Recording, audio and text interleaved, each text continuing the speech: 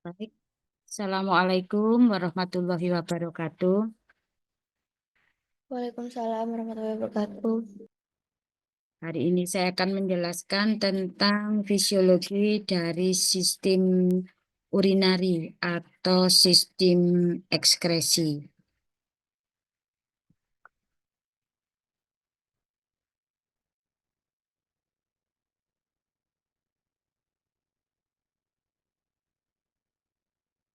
Jadi secara anatomi, sistem ekskresi ini terdiri dari renal, kemudian yang kedua ureter, kemudian vesika urinaria dan uretra. Jadi sistem urinari ini terletak di rongga abdomen ya. Jadi renal ini letaknya ada di regio eh, lumbalis namanya ya. Jadi dia letaknya setinggi torakal 12 sampai lumbal vertebra lumbal 2. Nah, sisi sebelah kanan itu lebih rendah dibandingkan sisi sebelah kiri karena sisi sebelah kanan itu di atasnya ada hepar. Jadi dia agak bergeser ke bagian agak bawah gitu ya. Kemudian renal ini kan terdiri dari dua, kanan dan kiri. Kemudian di ujung atasnya atau di pul atas ini ada kelenjar suprarenal yang berfungsi untuk menghasilkan hormon. Nanti kita akan mempelajari masing-masing dari organ ini ya. Kemudian ureter ini nanti keluar dari renal. Setelah itu dia akan masuk ke vesika urinaria. Nah, vesika urinaria ini merupakan tempat penampungan dari urin yang dihasilkan oleh ginjal dan akan dikeluarkan dari dalam tubuh melalui uretra. Fungsi dari renal yang pertama adalah mengatur keseimbangan ion. Jadi misalnya ion natrium, kalium, kalsium, magnesium, klorida, bikarbonat, dan fosfat. Kemudian yang kedua mengatur osmolaritas dari plasma darah ya. Yang berikutnya adalah dia mengatur volume darah. Yang keempat adalah mengatur keseimbangan asam dan basa. Kemudian yang keenam mengatur proses pembuangan sisa-sisa metabolisme dan bahan-bahan yang sudah tidak berguna lagi bagi tubuh, misalnya urea, kemudian kreatinin ataupun asam urat. Dan terakhir adalah dia mensekresikan hormon. Hormon apa aja? Ada hormon renin, hormon eritropoietin maupun vitamin D. Nah, secara anatomi ini modelnya seperti ini. Jadi kalau renal itu kita belah menjadi dua secara garis longitudinal, maka akan tampak bagian-bagian dari renal mulai dari luar sampai dalam ya. Jadi di bagian luar ini ada kapsul atau jaringan fibrus yang menutupi bagian renal. Namanya adalah kapsula renalis. Kemudian ada bagian yang luar, ini yang bagian luar ini namanya adalah cortex renalis. Kemudian bagian yang tengah ini ada yang seperti segitiga ini ya, namanya adalah piramis renalis. Kemudian dari piramis renalis ini kan ada cekungan-cekungannya. Jadi ini di sini ini ada muara dari piramis renalis. Ini namanya adalah kalix mayor ya. Jadi nanti muara-muara ini akan bergabung pada daerah sini ya. Ini namanya adalah kalix mayor. Kemudian kalix mayor ini nanti akan eh, berhubungan lagi dengan menjadi kalix minor. Kemudian setelah dari kalix minor ini nanti akan masuk ke pelvis renalis bagian yang terbesar ini dan dia nanti akan menuju ke ureter.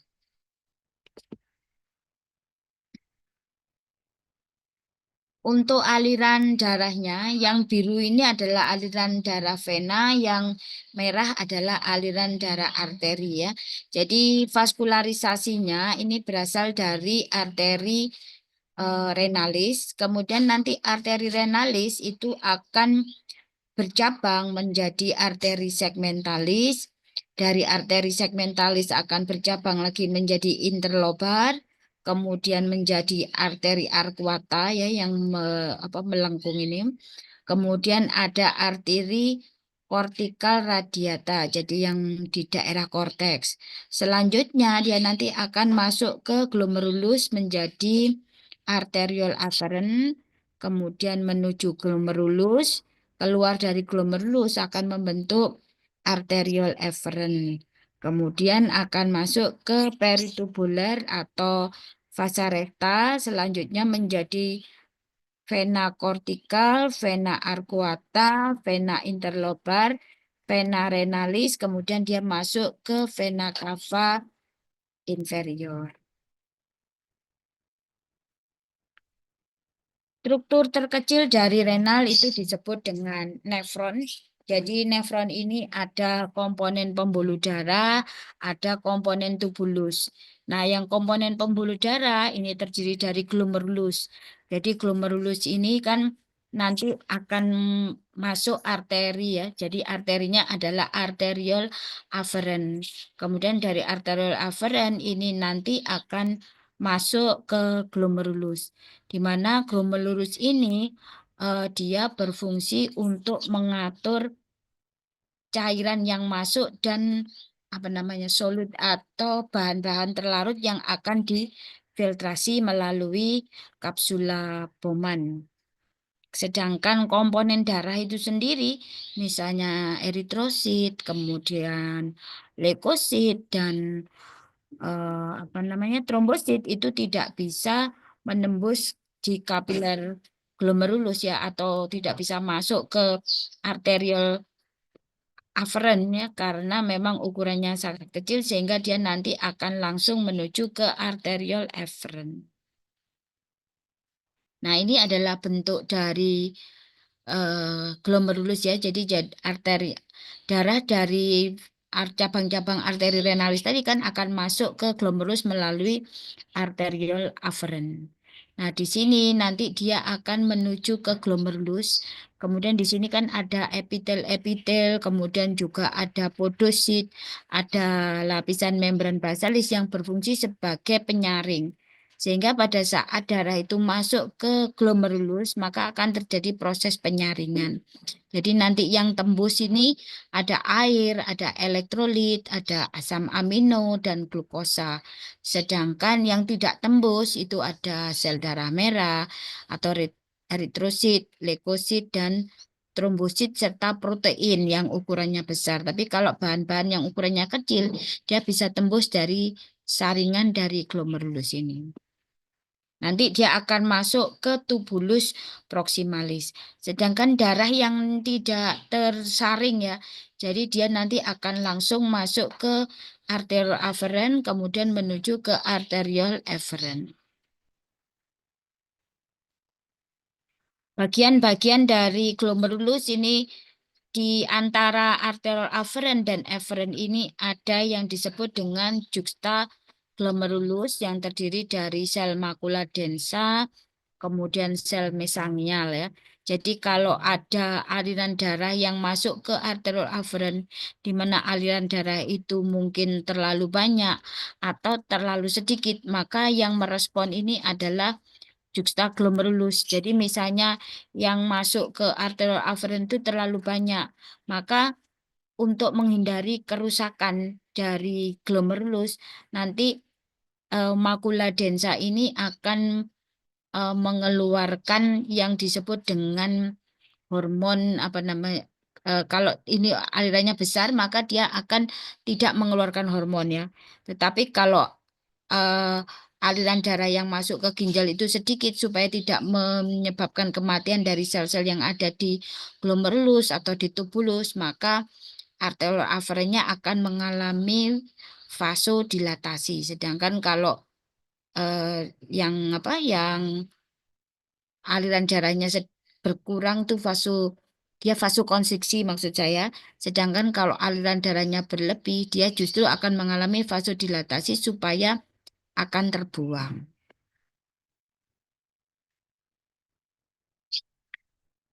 Berikutnya setelah komponen dari glomerulus ini kan ada komponen yang keduanya adalah arteri ya.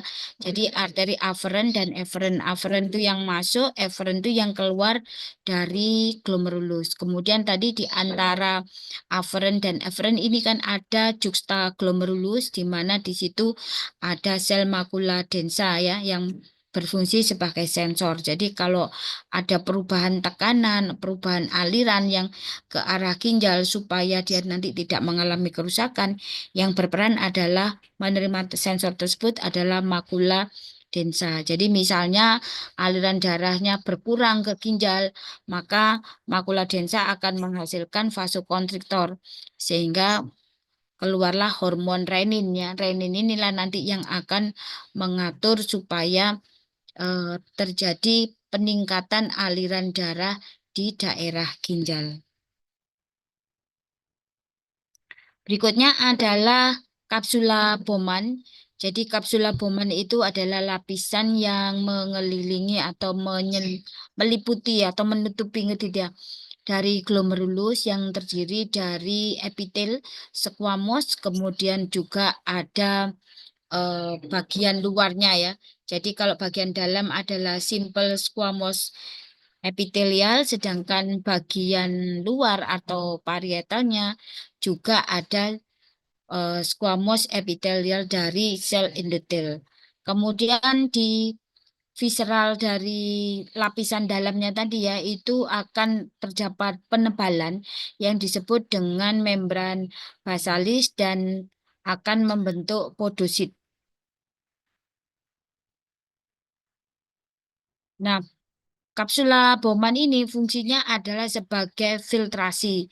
Jadi dia nanti akan menyaring molekul-molekul yang ukurannya besar itu tidak akan bisa tersaring. Jadi misalnya albumin, sel darah merah, sel darah putih, kemudian platelet itu tidak bisa tersaring. Sedangkan bagian yang ukurannya kecil itu nanti dia akan bisa tersaring sehingga dia akan lanjut masuk ke tubulus proksimal.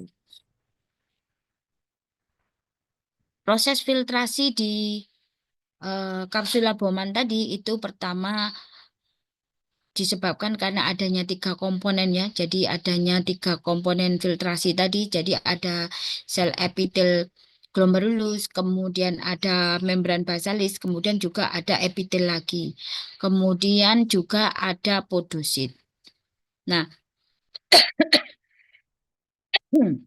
99% yang sudah difiltrasi, baik itu cairan atau bahan-bahan yang terlarut, itu akan diserap kembali di sepanjang tubulus. Kemudian proses filtrasi di kapsula Bowman ini merupakan proses yang disebut dengan ultrafiltrasi, di mana aliran darah yang difiltrasi oleh glomerulus tadi itu sebanyak 125 mili per menit. Jadi kira-kira 10 ya. 1/10 dari volume darah per hari.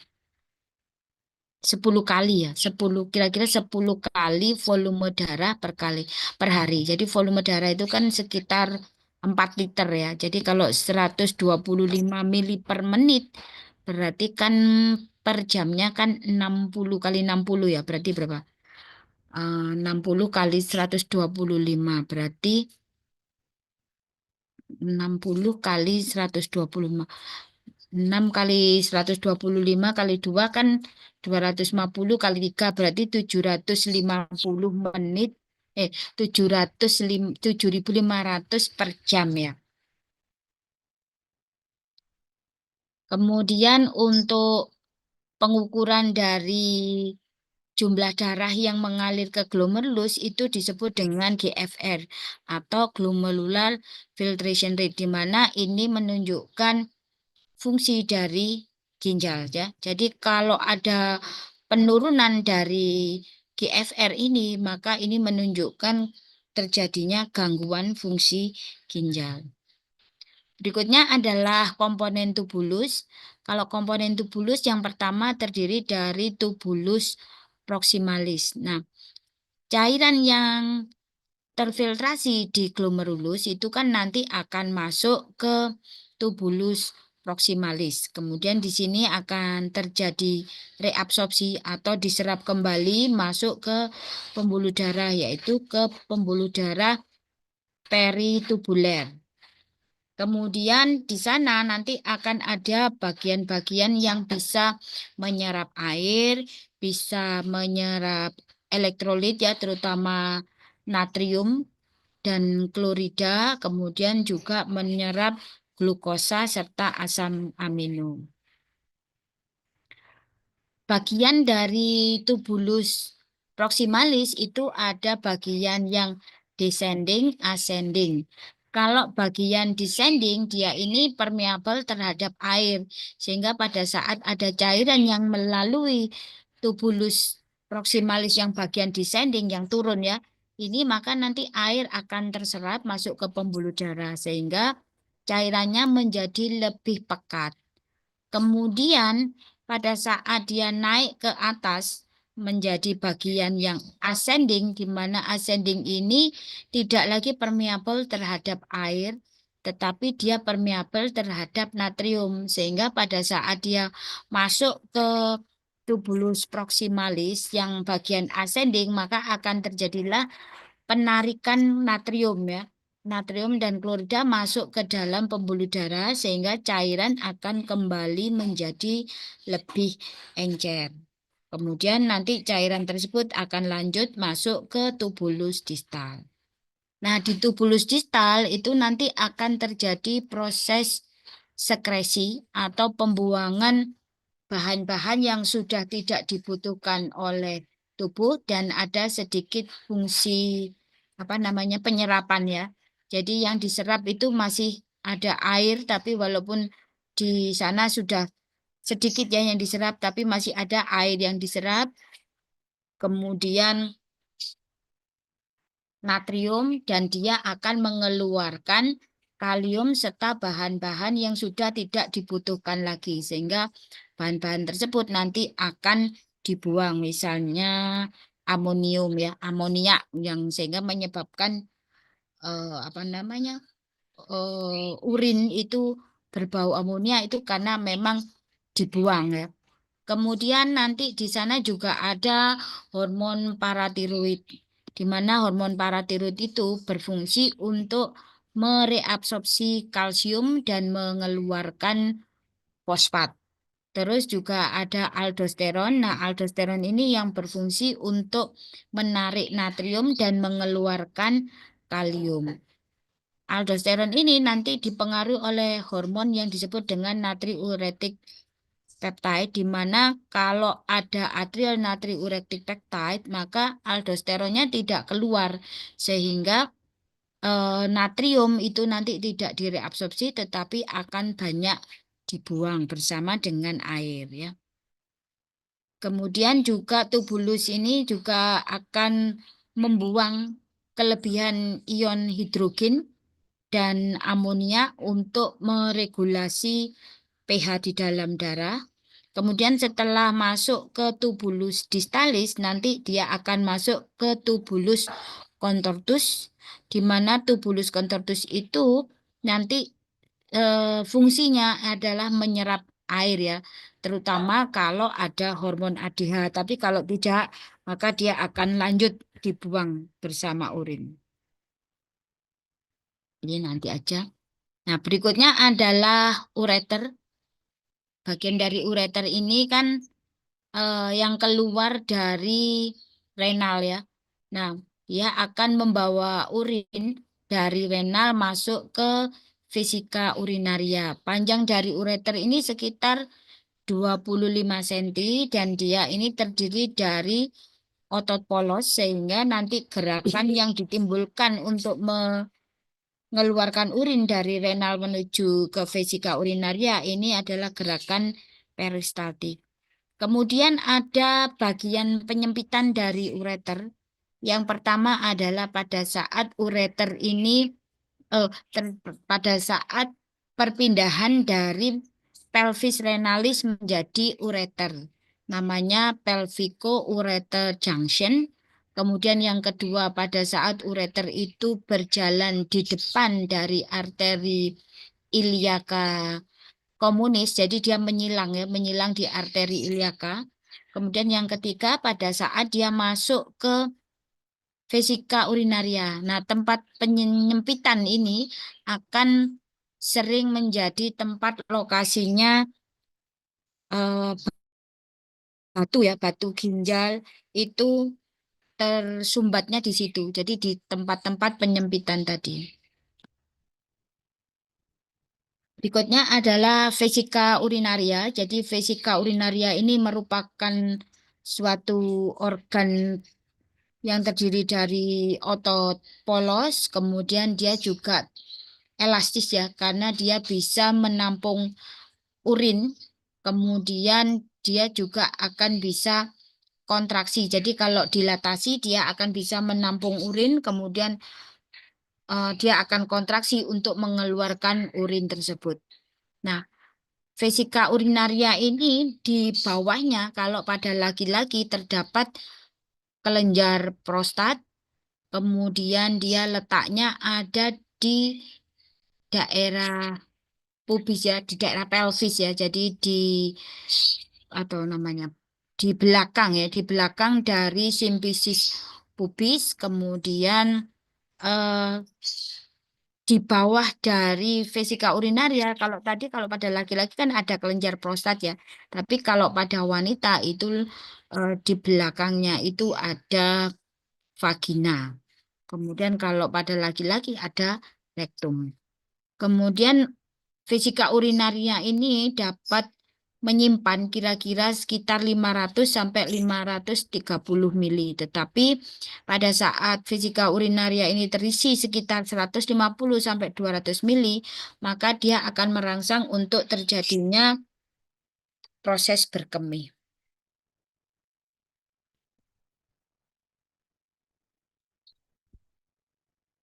Eh,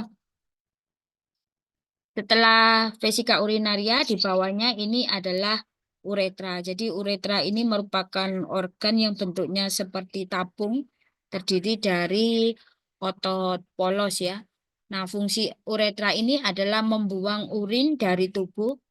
Kemudian kalau pada laki-laki ini panjangnya sekitar 20 cm, sedangkan kalau pada wanita sekitar 3 sampai 4 cm. Nah, karena uretra pada wanita itu lebih pendek, maka dia akan lebih mudah terjadi infeksi yang disebabkan karena adanya infeksi ascending ya, ascending dari daerah vagina atau uretra masuk ke vesika urinernya sampai ke arah ginjal. Jadi ascending infeksi.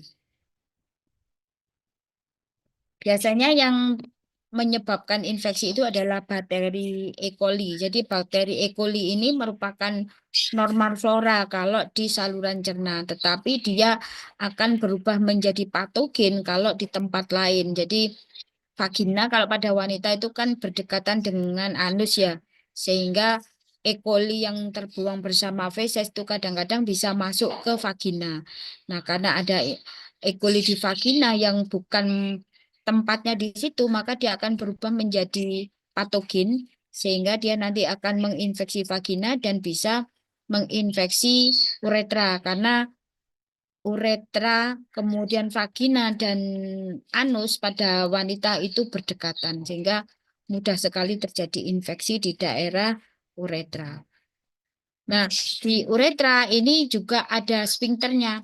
Sfinkter yang mengatur supaya apa namanya? Urin itu bisa dibuang gitu ya. Kemudian sfinkternya ini ada sfinkter interna, ada sfinkter eksterna. Jadi kalau sfinkter interna itu letaknya ada di leher dari vesika urinaria. Kemudian kalau yang di di eksterna itu yang menembus di pars membranacea ya. Jadi kalau uretra itu kalau pada laki-laki dia akan terbagi menjadi 3 bagian. Jadi pars prostatica, pars membranacea, dan pars cavernosa.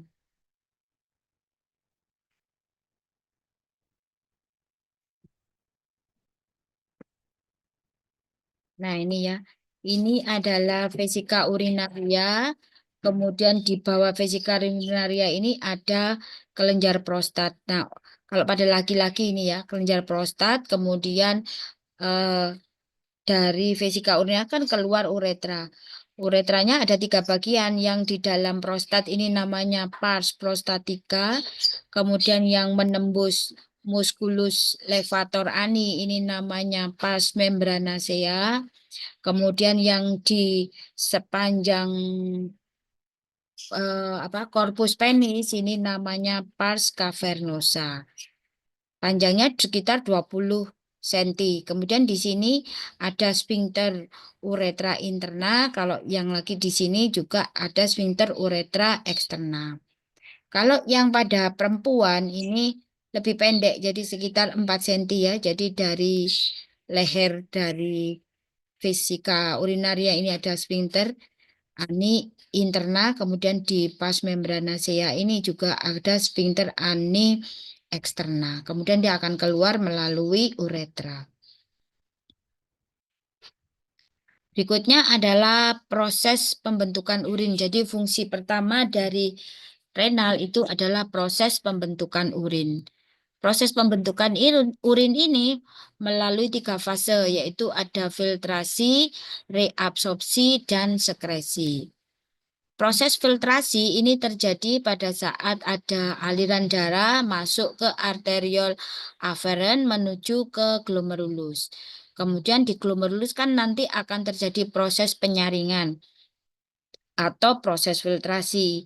Jadi komponen darah dan protein ini tidak bisa terfiltrasi, sedangkan air, elektrolit, dan zat-zat terlarut yang ukurannya kecil ini bisa terfiltrasi.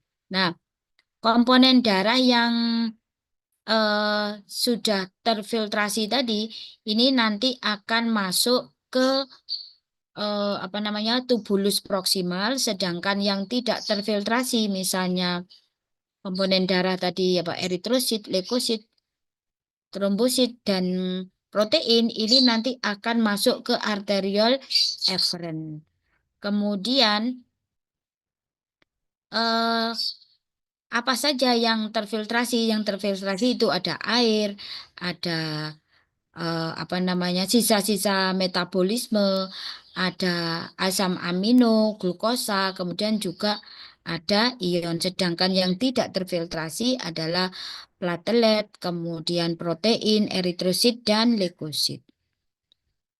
Nah, setelah proses filtrasi nanti akan masuk ke tubulus proksimal, distal, dan kolektifus. Nah, di sepanjang tubulus proksimal dan distal ini nanti akan ada proses kedua, yaitu proses reabsorpsi.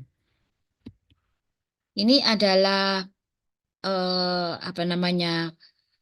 membran filtrasi yang ada di kapsula Bowman ya. Jadi terdiri dari sel epitel squamous, kemudian tipe dari epitel squamousnya ini adalah yang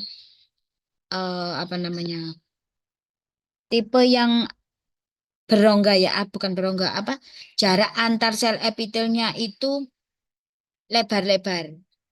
Fungsinya apa? Sehingga akan ada proses penyaringan. Jadi komponen darah yang ukurannya lebih kecil dari celah-celah ini bisa masuk. Kemudian setelah itu lapisan keduanya ada membran basalis. Sehingga hanya yang bermuatan negatif saja, bermuatan positif saja yang bisa keluar dari membran basalis, karena di sini muatannya negatif ya. Jadi protein itu tidak bisa keluar dari pembuluh darah tubulus tadi. Pembuluh darah glomerulus maksud saya. Kemudian setelah tembus di membrana basalis ada lagi celah-celah yang lebih sempit yang dibentuk oleh podosit, sehingga hanya yang ukurannya kecil saja yang bisa tembus masuk ke tubulus atau terfiltrasi. Nah, kenapa bisa terjadi proses filtrasi di glomerulus? Ini disebabkan karena adanya perbedaan tekanan hidrostatik dan tekanan osmotik ya. Jadi kalau tekanan hidrostatik itu tekanan yang mendorong cairan keluar dari pembuluh darah menuju ke kapsula Bowman. Sedangkan tekanan onkotik atau osmotik itu adalah tekanan yang mendorong cairan kembali masuk ke pembuluh darah di glomerulus. Nah, tekanan hidrostatiknya di sini lebih banyak atau lebih besar dibandingkan tekanan osmotik. Artinya, tekanan yang mendorong keluar cairan dari pembuluh darah itu akan lebih besar dibandingkan tekanan yang mendorong masuk kembali ke dalam pembuluh darah.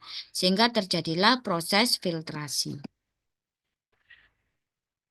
Berikutnya adalah proses reabsorpsi. Jadi, proses reabsorpsi ini nanti akan terjadi di sepanjang tubulus proximalis dan di tubulus distalis, di mana yang diserap itu nanti adalah air, kemudian glukosa, asam amino, kemudian juga ion natrium ya.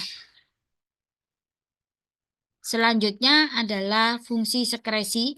Fungsi sekresi ini akan terjadi di tubulus distal. Fungsinya adalah untuk membuang sisa-sisa metabolisme yang memang sudah tidak dibutuhkan lagi oleh tubuh. Contohnya ion hidrogen, kemudian kreatinin, asam urat, kemudian sisa-sisa metabolisme obat ya.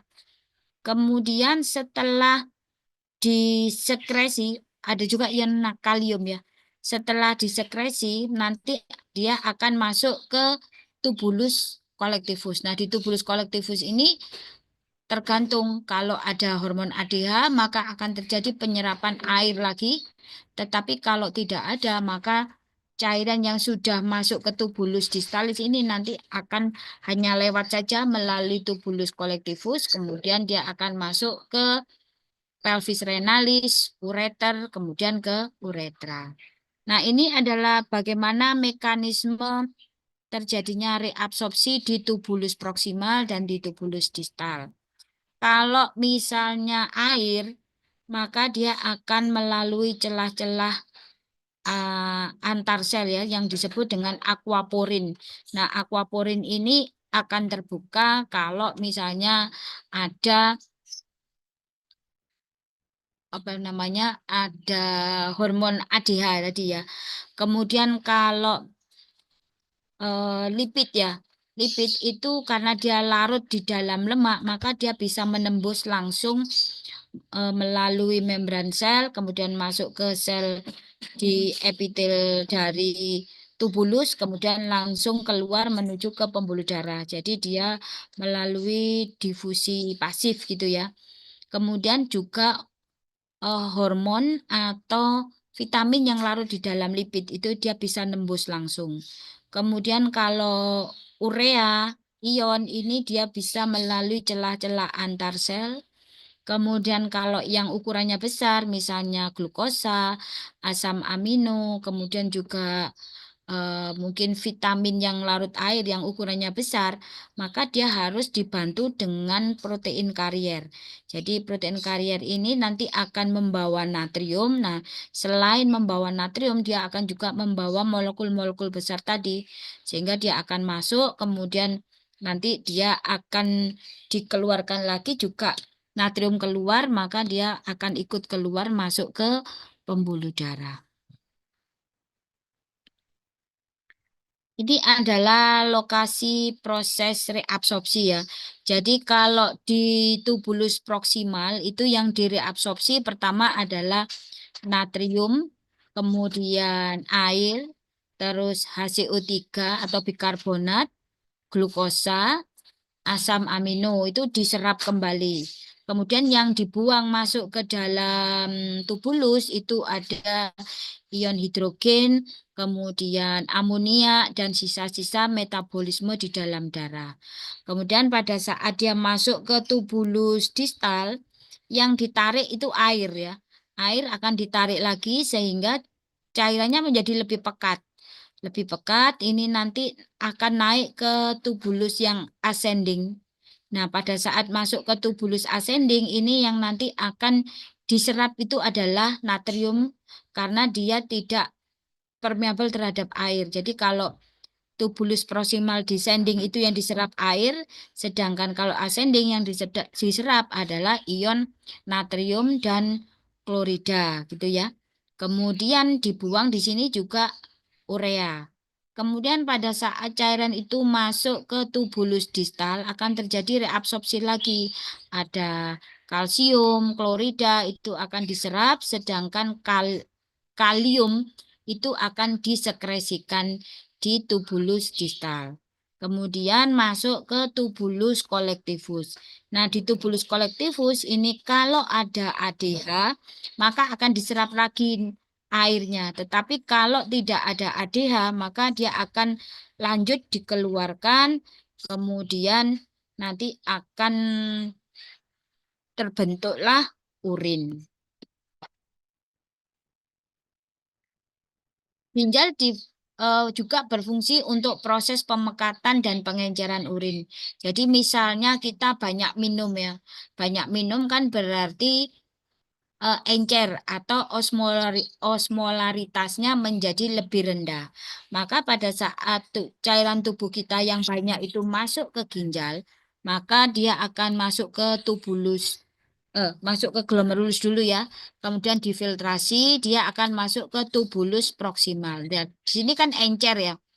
Karena encer, maka eh, dia tidak menyebabkan terjadinya pengeluaran hormon renin ya. Karena hormon renin tidak keluar, otomatis nanti ADH tidak dikeluarkan. Nah, pada saat dia masuk ke tubulus proksimal, nah di dalam tubulus proksimal kan dia akan menuju ke bagian yang descending. Karena bagian descending ini nanti akan diserap airnya. Sehingga urin tadi yang akan terbentuk tadi menjadi lebih pekat. Kemudian nanti akan diserap lagi pada saat masuk ke ascending, yang diserap adalah natriumnya sehingga menjadi encer lagi. Nah, setelah encer dia akan masuk ke tubulus collectivus. Nah, di sini karena dia tidak ada ADH, maka akan dikeluarkanlah bersama dengan urin sehingga urinnya menjadi lebih encer. Jadi kalau kalian minumnya banyak, pasti urinnya juga lebih banyak dan warnanya kan menjadi lebih terang gitu ya. Warnanya menjadi agak ke kuning terang bening gitu ya. Tetapi kalau misalnya kalian kekurangan cairan sehingga terjadi dehidrasi, maka akan terjadi sebaliknya.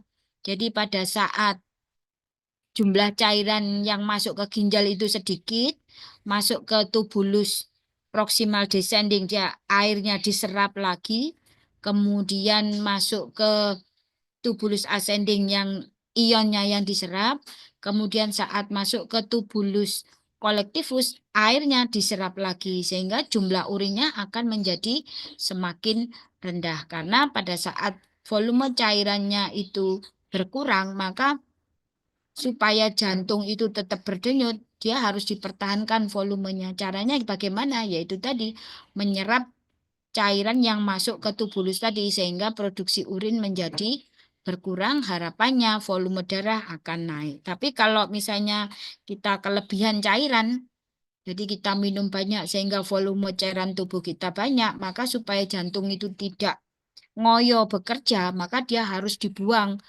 lewat ginjal sehingga urinnya menjadi lebih banyak, lebih encer. Itu yang disebut dengan pengenceran dan pemekatan urin. Jadi kalau volumenya banyak, maka urinnya akan encer. Tapi kalau volume cairan tubuhnya sedikit, maka urinnya akan menjadi lebih pekat. Jadi jumlahnya sedikit, kemudian warnanya menjadi lebih gelap ya. Jadi menjadi seperti teh gitu ya. Ini adalah mekanisme counter current. Jadi bagaimana proses timbal balik gitu ya. Timbal balik pada saat ada air yang diserap oleh tubulus, kemudian juga dia juga akan memberikan apa namanya ionnya ya. Jadi gini, pada saat air itu masuk ke tubulus proksimal, pada saat di bagian descending itu kan permeable terhadap air, sehingga kan airnya akan diserap masuk ya. Diserap masuk, dia akan masuk ke pembuluh darah. Sehingga kalau di sini semakin turun, urinnya menjadi semakin pekat, sedangkan di dalam darah semakin naik, ini apa namanya? Tekanannya ya atau osmolaritasnya menjadi semakin turun karena ketambahan air tadi. Kemudian pada saat urin ini masuk ke ansa Henle di bagian bagian lehernya ini ya, bagian dasar dari lehernya ini, dia tidak terjadi pertukaran karena tekanannya sama antara tubulus dengan pembuluh darah. Berikutnya pada saat dia lewat ke ascending, ini tekanannya menjadi lebih rendah, maka elektrolit yang ada di dalam urin yaitu natrium, kalium, klorida itu diserap lagi masuk ke pembuluh darah. Sehingga kalau yang naik ini ascendingnya naik ini semakin naik menjadi semakin encer volume urinnya, justru pembuluh darah semakin turun ini menjadi semakin pekat karena ion-ionnya akan masuk ke dalam pembuluh darah. Ini yang disebut dengan countercurrent mekanisme atau countercurrent exchange.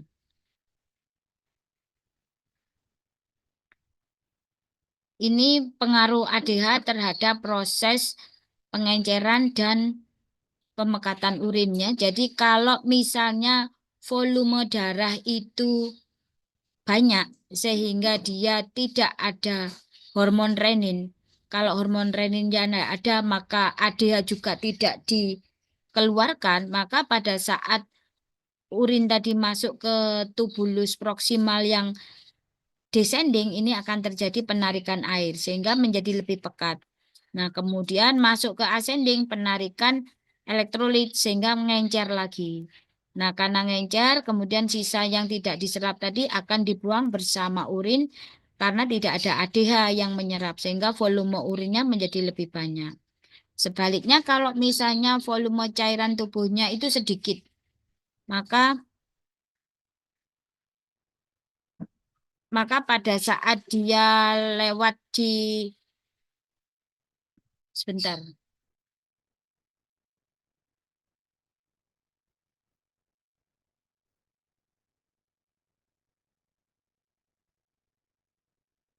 Pada saat dia lewat di tubulus descending, ini nanti akan diserap airnya sehingga menjadi lebih pekat. Kemudian pada saat naik ascending diserap elektrolitnya sehingga ngencer kembali. Kemudian pada saat dia masuk ke tubulus kolektifus di sini ada ADH.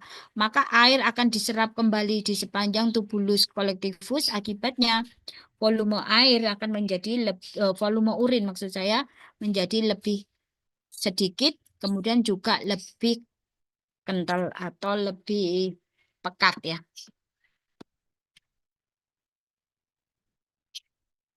Berikutnya adalah fungsi pengaturan keseimbangan cairan. Jadi kalau kita minum itu water intake kita itu sekitar 2.500 yang terdiri dari minum sekitar 1.500, kemudian dari proses metabolisme, kemudian dari makanan itu sekitar 1.000 mili, sehingga totalnya adalah 2.500 mili.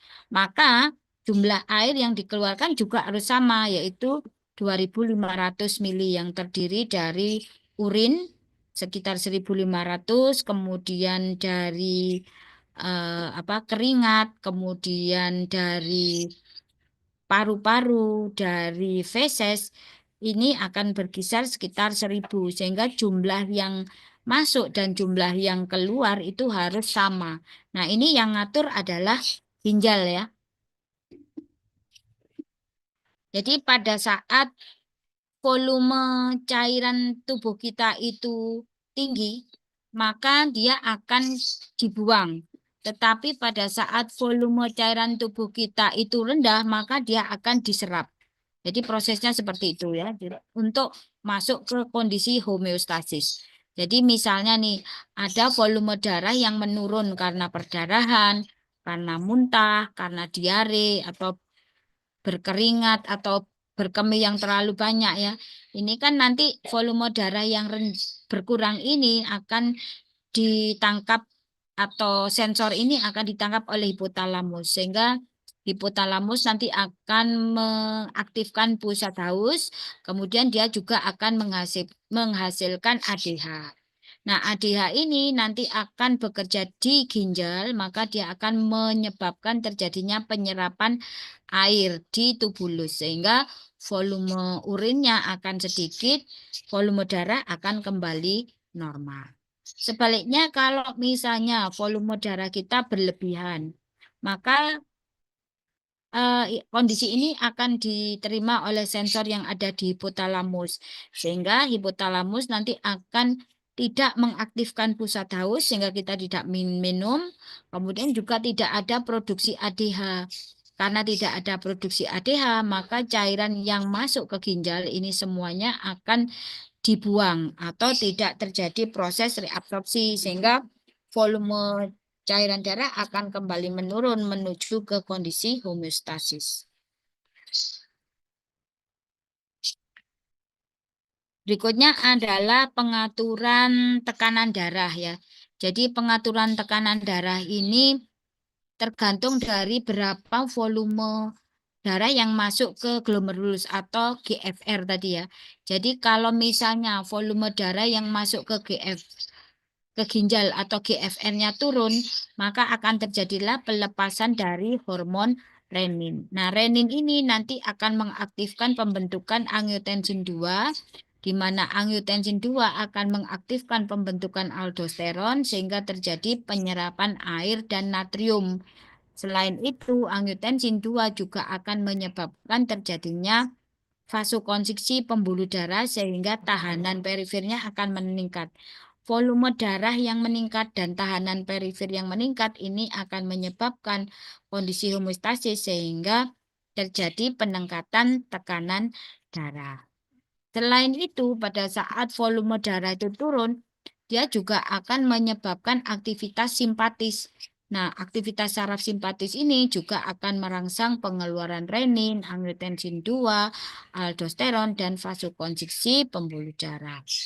Kemudian volume darah yang turun juga akan menyebabkan tadi GFR-nya kan turun ya. Nah, karena GFR-nya turun, otomatis proses filtrasi aliran darah yang masuk ke glomerulus, masuk ke tubulus kan akan berkurang. Nah, ini nanti akan ditangkap oleh makula densa sehingga dia nanti akan mencoba untuk terjadinya vasodilatasi dari arteriol aferen dengan harapan GFR-nya nanti akan kembali meningkat. Demikian pula kalau pembuluh darahnya tadi jumlah darahnya turun, pasti tekanan darah turun kan. Nah, kalau tekanan darah turun kan yang ke ginjal juga berkurang, maka supaya ginjal tidak kekurangan cairan darah, maka akan terjadi dilatasi dari arteriol aferen. Intinya adalah untuk meningkatkan GFR, kemudian juga untuk meningkatkan kembali volume darah. Kemudian mekanisme berikutnya adalah fungsi renal untuk mengatur keseimbangan asam basa. Jadi proses pengaturan keseimbangan asam basa ini dengan cara ya pertama adalah menghasilkan atau membuang bikarbonat ya. Jadi misalnya nih dalam kondisi asidosis. Dalam kondisi asidosis itu kan asamnya banyak. Nah, kalau asamnya banyak, maka yang dibuang adalah ion hidrogen, tetapi mengambil atau mereabsorpsi bikarbonat. Sebaliknya, kalau dalam kondisi basa, maka yang dibuang adalah bikarbonat, nah yang diserap adalah hidrogen. Jadi, kalau kondisi asidosis, maka urinnya menjadi asam karena pembuangan ion hidrogen, sedangkan kalau dalam kondisi alkalosis, urinnya akan basah karena banyak membuang bikarbonat. Ini misalnya kondisi asidosis ya. Asidosis kan kelebihan ion H+ di dalam darah. Nah, ion H+ di dalam darah ini nanti eh, masuk ke ginjal kan, dia akan dibuang bersama dengan urin. Kemudian ion H+ ini juga akan masuk ke saluran pernafasan ya. Saluran pernafasan sehingga nanti dia akan membentuk H2CO3 karena dia akan berikatan dengan apa? HCO3- ya. Kemudian nanti di paru akan dipecah menjadi CO2 dan H2O sehingga CO2 dan H2O ini nanti akan dikeluarkan bersama pada saat kita melakukan proses ekspirasi atau proses mengeluarkan udara dari paru ya. Sehingga kalau CO2-nya banyak dibuang maka asamnya akan berkurang. Sebaliknya kalau misalnya dalam kondisi alkalosis di mana ion HCO3 di dalam darah itu berlebih, maka ion HCO3 ini nanti akan masuk ke ginjal dibuang bersama urin ya. Kemudian dari paru ini juga nanti CO2-nya akan masuk ke ginjal, kemudian dia akan diubah menjadi H2CO3, kemudian akan dipecah menjadi H+ dan HCO3-. H+-nya ini nanti yang akan diserap, nah sedangkan HCO3-nya yang dibentuk ini akan dibuang bersama urin.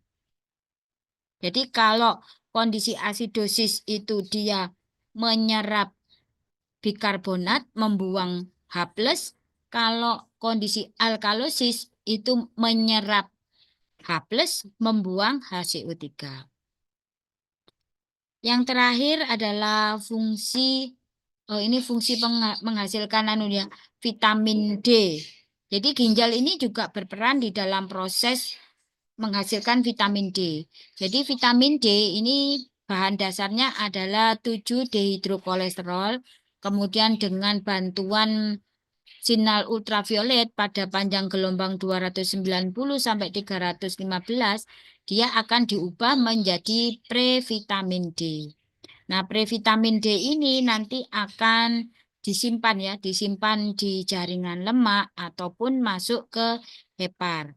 Selain dari kulit, vitamin D ini bahan dasarnya juga bisa diambil dari makanan ya, makanan-makanan yang mengandung vitamin D. Kemudian nanti semuanya akan disimpan di lemak dan di liver.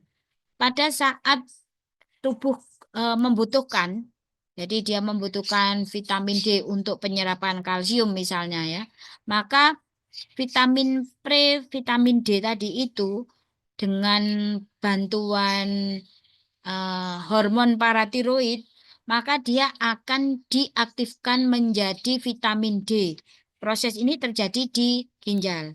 Nah, vitamin D yang aktif ini nanti akan bekerja di saluran cerna, misalnya dia akan bersama-sama untuk menyerap kalsium dari makanan. Kemudian mungkin di di tulang ya akan terjadi proses penulangan. Itu adalah mekanisme pembentukan vitamin D.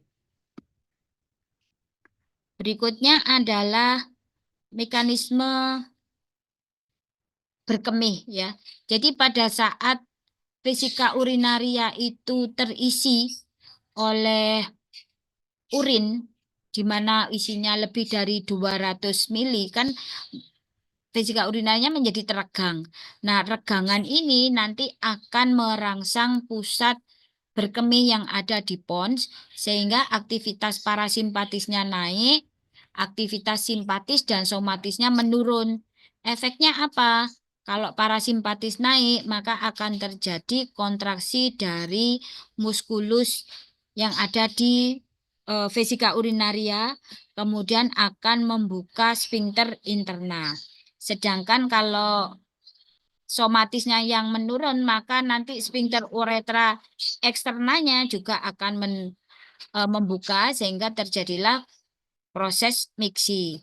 Sebaliknya, kalau terjadi volume urinnya sudah berkurang, maka akan mengaktifkan simpatis menghambat parasimpatis, sehingga akan terjadi detrusornya relaksasi, kemudian sphincter internalnya menjadi konstriksi, terus somatisnya juga akan terjadi kontriksi, sehingga sphincternya menutup, maka apa namanya muskulus detrusornya akan relaksasi sehingga bisa terisi kembali.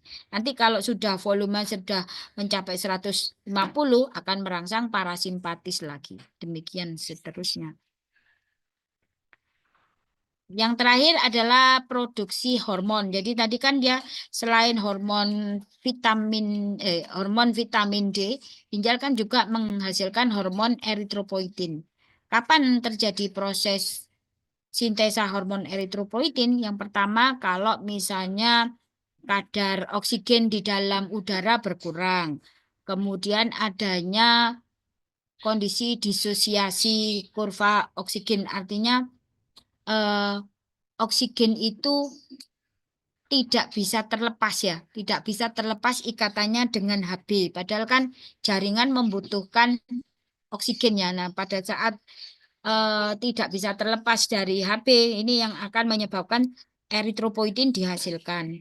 Kemudian apabila ada gangguan fungsi jantung dan fungsi paru, terus apabila kadar hemoglobin di dalam darah juga menurun dan gangguan atau penurunan sirkulasi dari renal. Ini akan menyebabkan terjadinya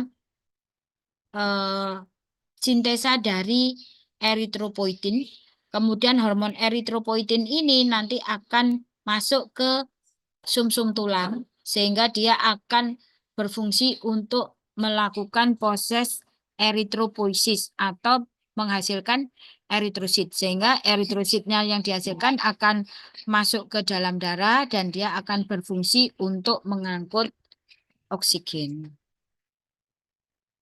Ini yang referensi yang saya gunakan, bisa dibaca di sini kalau masih belum paham. Ada pertanyaan?